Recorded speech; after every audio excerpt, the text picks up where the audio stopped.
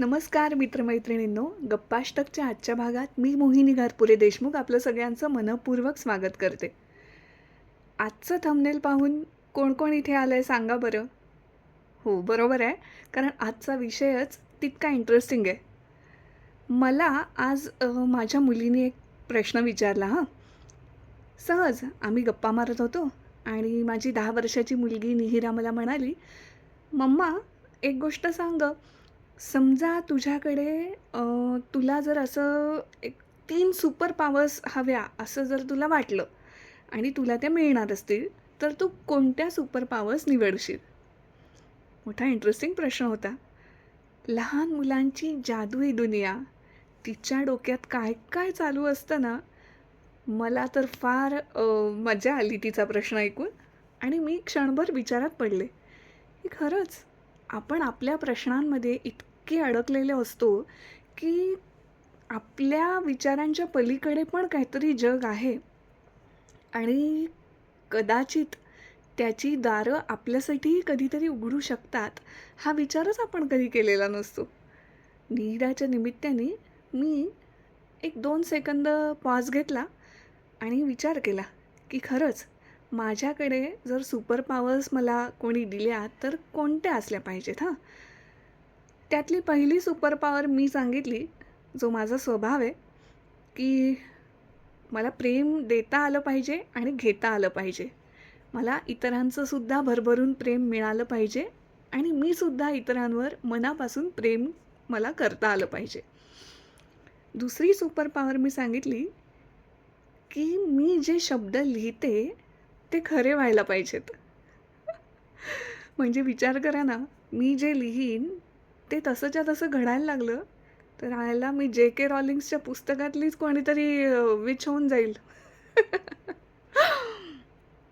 आणि तिसरी super power मी म्हटली, की मला पाहिजे, की जर मला असं वाटलं, की मला आत्ता ह्या क्षणी जगात अमक्या ठिकाणी जायचं आहे, तर मी तिथे क्षणार्धात पोहोचता आलं पाहिजे मला. अ, याचा फायदा एवढा आहे, की मधला सगळा ट्रॅव्हलिंगचा वेळ वाचेल. मला प्रवास करायला अतिशय आवडतं, पण तो असा कम्फर्ट असला पाहिजे. कारण की मी ऑलरेडी इतका प्रवास केलेला आहे. बसनी म्हणा, ट्रेननी म्हणा, विमानाने म्हणा आणि आपल्याकडे जी रस्त्यांची हालत आहे, जी सार्वजनिक शौचालयांची हालत आहे आणि एकंदरीतच महिलांच्या सुरक्षेचा जो काही कळीचा मुद्दा असतो, तर ते सगळं विचारात घेता मला असं वाटलं, की मला अशी सुपर पॉवर मिळायला पाहिजे, की मी डोळे बंद केले, की आय ड्रीम ऑफ जिनीसारखं टिंग इकडून तिकडे, तिकडून तिकडे असं मला क्षणार्धात फिरता यायला पाहिजे बाबा. मला आठवतंय ट्रेनचे मी इतके प्रवास केलेले आहेत आणि तसंच बसनी सुद्धा म्हणजे बरेचदा मला नाईट जर्नी करावी लागायची आणि बरेचदा अशी पण वेळ यायची की माझी छोटी मुलगी माझ्याबरोबर आहे आणि मी तिला घेऊन प्रवासाला निघाली आहे, रात्रीची वेळ आहे. अशा वेळेला खूप अडचणी बायकांना येतात माहिती आहे का, की मुख्य म्हणजे माझ्या मुलीला मी कुठे ठेवू? एकतर ती तेव्हा खूप लहान होती आणि इतकं छोटंसं बाळ, मी तिला माझ्या नवऱ्याशिवाय मी कोणावरच विश्वास ठेवू शकत नाही. मला खूप प्रश्न पडतात, की अशा मुळात आपल्याला सपोर्ट सिस्टीमची गरजच का लागते? जर माणसं इतकी चांगली असतील, की सगळेच एकमेकांना कोऑपरेट करतायत, सगळेच एकमेकांसाठी थांबतायत, सगळेच एकमेकांशी प्रेमाने वागतायत, तर ही जी समाजव्यवस्था आहे ना, ती मला आवडतच नाही म्हणून. कारण की आपण एकीकडे शाळांमध्ये मुलांना मूल्य शिकवतो, की दुसऱ्याशी असं वागू नका, इतरांशी प्रेमाने वागा, रस्ते खराब करू नका, तुम्ही कुठेही जर बाहेर गेलात तर रस्त्यांवर कचरा टाकू नका प्रवासात. असे सगळे जे मूल्य आपल्याला लहानपणापासून शिकवलेले असतात, ते आपण एक मोठी इंडिपेंडंट व्यक्ती होता होता ती सगळी दुय्यम कशी होत जातात? ती सगळी सोबत घेऊन आपण मोठं व्हायला पाहिजे खरं तर, असं मला वैयक्तिक वाटतं. पण दुर्दैवाने असं दिसतच नाही कुठे. जो तो एकमेकांच्या उरावर बसलेला आहे, जो तो दुसऱ्याशी स्पर्धा असंच सगळं वातावरण सारखं चालू असतं. तर मला एकदा आठवतं या निमित्ताने, की मी माझ्या मुलीला घेऊन एकटीने विमान प्रवास केला होता. अ, मला विमान प्रवास तोपर्यंत एकदाच करण्याची संधी मिळाली होती. तीसुद्धा मला माझ्या ऑफिसकडनं मिळाली होती.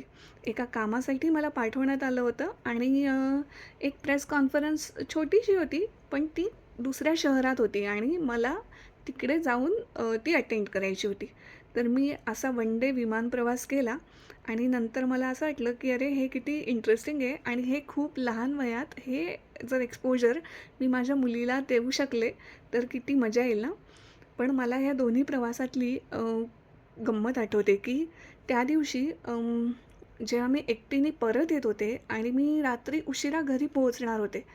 मला अतिशय भीती वाटली होती, कारण माझा पहिला विमान प्रवास होता. माझ्याबरोबर कोणीही ओळखीचं नव्हतं.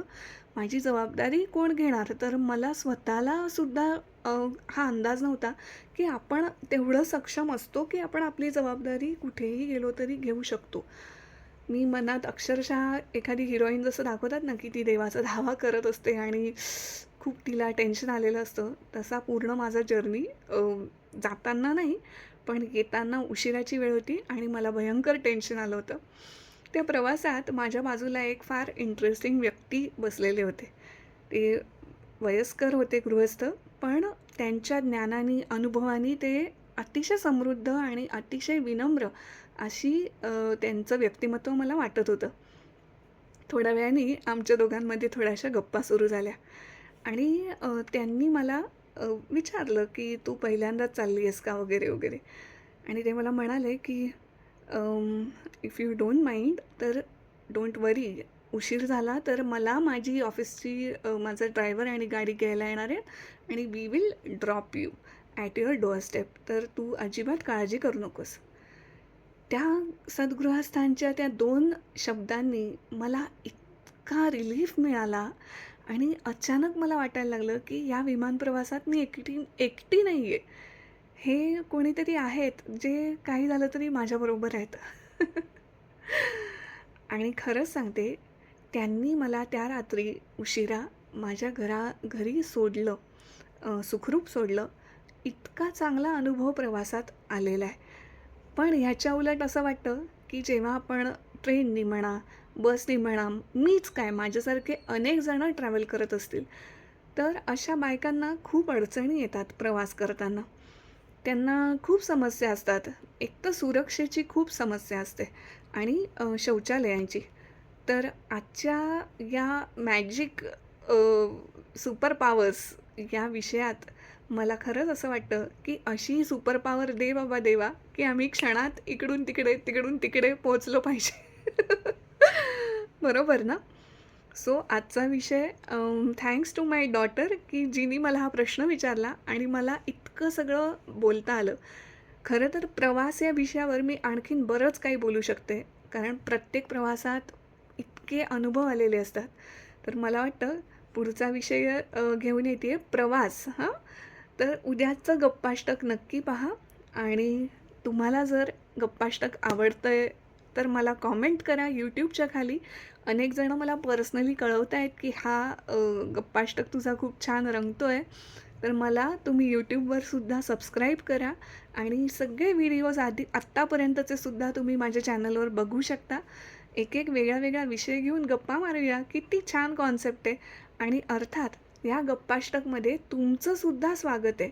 तुम्हाला जर असं वाटलं, की मला मोहिनीबरोबर काहीतरी बोलायचं आहे, तर जरूर मला कॉमेंट बॉक्समध्ये कळवा. मी तुमच्याशी संपर्क करेन आणि आपला एक रंगतदार एपिसोड घेऊन आपण सगळ्या आपल्या प्रेक्षकांसमोर येऊयात. आज थांबते. उद्या पुन्हा भेटू प्रवास हा विषय घेऊन गप्पाष्टकमध्ये. धन्यवाद.